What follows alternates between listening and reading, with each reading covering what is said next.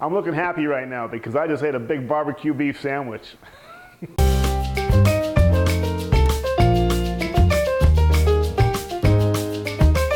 Actually, welcome back to Cooking with Matt. We're going to make that green chili cream sauce. I'm going to throw it on some pasta tonight. So I made some quick penny pasta, and it's just coming around right now, so it's ready. I'm going to take it off the stove. We're going to rinse it, drain it, or shock it cold so it doesn't keep cooking. We want it al dente. That means to the tooth. You probably heard that before. That means it's not soggy, okay? Now rinse your pasta off. There's a straggler in there. So it's nice and hot right now, but I'm going to use some cold water and rinse it off.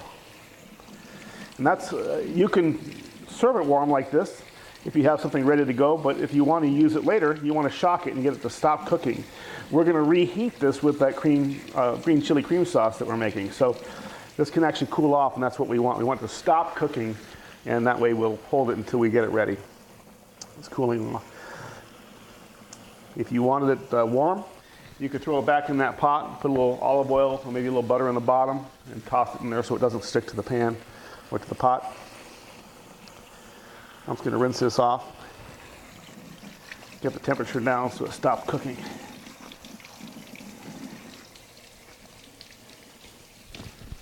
Still a little warm. Lost a little bit there.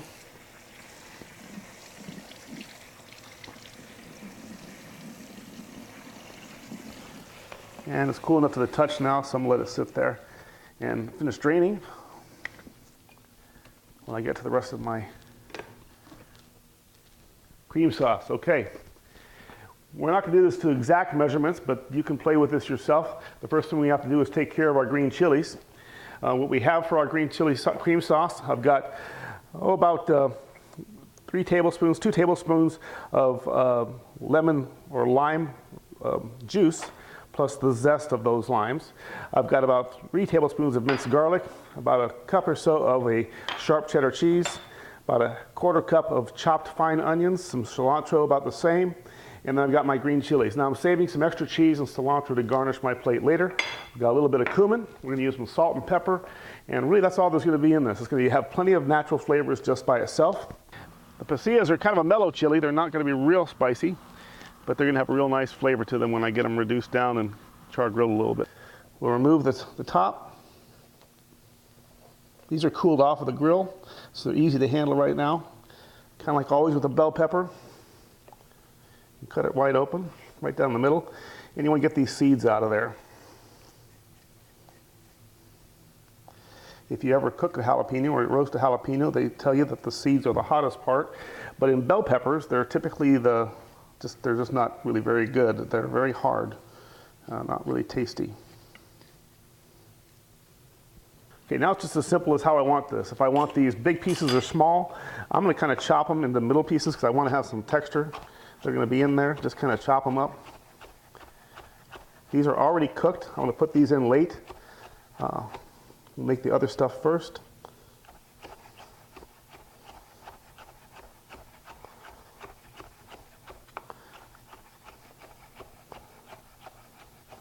You'll see the flavor in some of these blackened pieces right here. That's from the grill. Some of these pieces are pretty big, so I'm going to go across again. A little bigger than I want. And I got a good, mostly about 1/2 to 1/4 inch pieces. Okay, we'll save those right there. Okay. Now to get our sauce going, let's turn some heat on. A couple tablespoons of butter.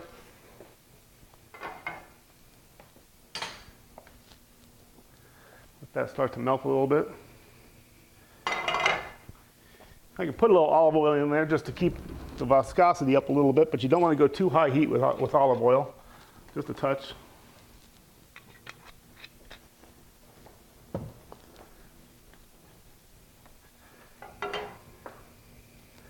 I could have had my pan nice and hot. That would have helped.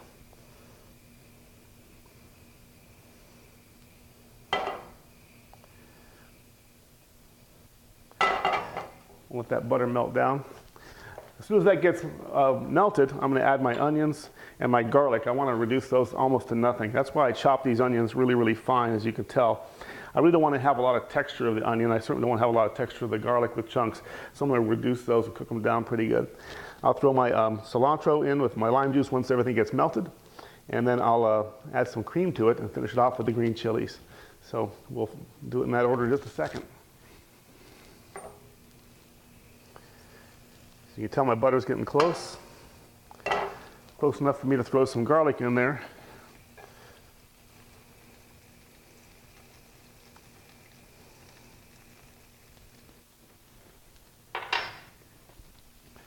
Put that around so it kind of gets even. I'll tell you what, there are a few things in the world that smell as good as butter and garlic. You know, it's a really tasty treat. You take the sourdough bun and you just put it right like that, and then make a sandwich with it, with some kind of turkey or something else. Okay. I'm gonna add my onions. They're already going.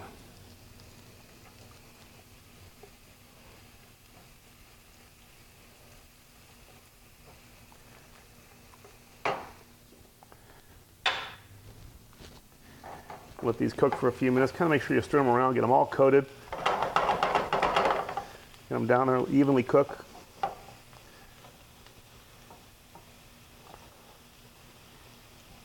My pan's getting nice and hot now. I don't want to burn that butter. I need to add some more liquid to it. Let's let those kind of caramelize a little bit. That means they're going to turn a little bit brown on me. Do my lime juice and my lime zest.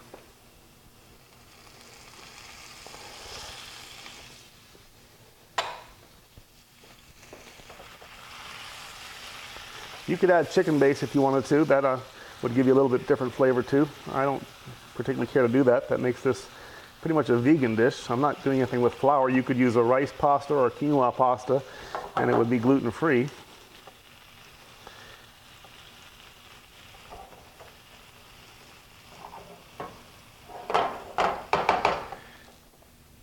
I'm gonna add just a little bit of salt and pepper.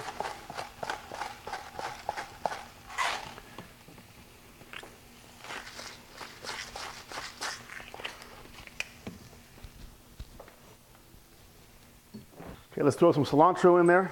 Again, this is probably about a quarter cup. You can always add more, so be careful. Cilantro has that wonderful flavor, but some people don't like that much of it. So I'm going to add that in there. You can tell my garlic's getting nice and brown. My butter's browning a little bit. I'm cooking. I'm going to turn my heat down just a touch. You can smell the lime in there. I'm going to start with about a cup of heavy cream.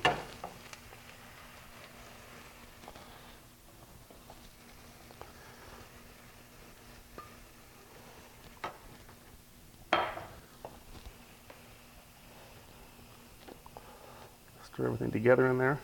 Now, the longer you cook this, open without covering it, it will thicken. Heavy cream will tend to do that.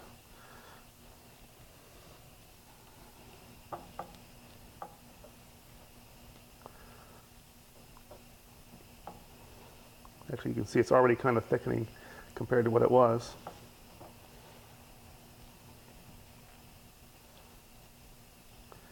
That was 1 cup. I'm going to go ahead and do another. So now we got 2 cups if we're keeping track of everything I've added so far. This is actually going to give us extra. Probably more than we need, but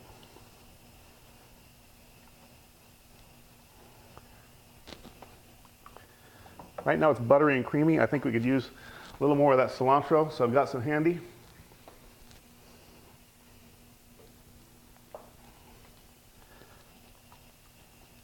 You know, when you're cooking at home, you know, recipes are great to get you started, but I really recommend you just taste it yourself and see what you like.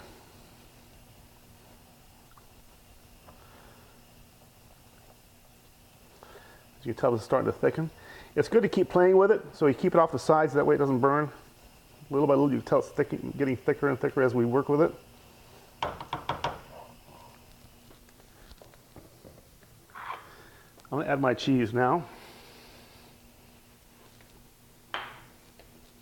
This is also going to make it thicker.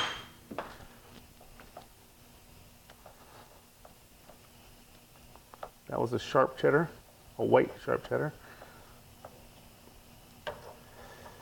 And believe it or not, I'm almost done. So here come my green chilies.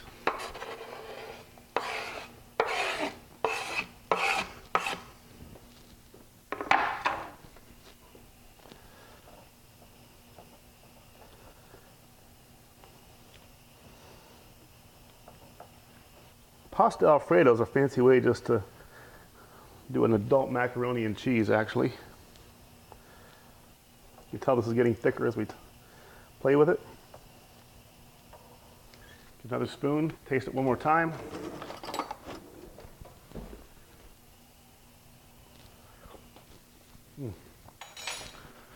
Maybe just a touch of salt. A little more black pepper. And because I like it, I'm going to put about 2 teaspoons of cumin. It's getting pretty hot. I want to turn this down a little bit. Don't want to get it too hot. It will keep reducing and getting thicker. That smells good right now.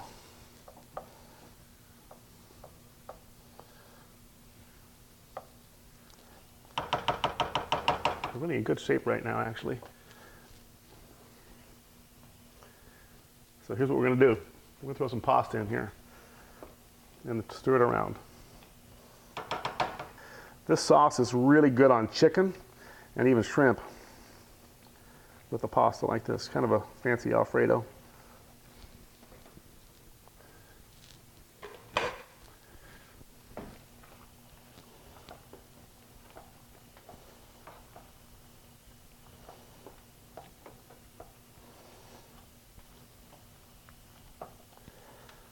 I've actually got extra sauce. I could do more pasta. Yum.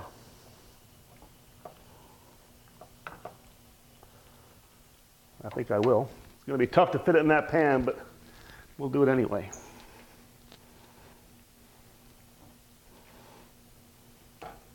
Oop. Never panic in your kitchen. If you drop a knife, let it fall. If you drop a piece of food, let it go. You can always come back for it later. Better to clean up a mess than lose a toe or burn your hand. And this is a little bit more like I wanted. I didn't want too much, but as you can see, that pasta is absorbing some of that sauce now. We want it lightly coated, and I'm going to garnish it off with more cheese and some more fresh cilantro. If you were here, you could smell that flavor of the green chilies and cilantro and lime. Okay. I think our pasta is getting hot again.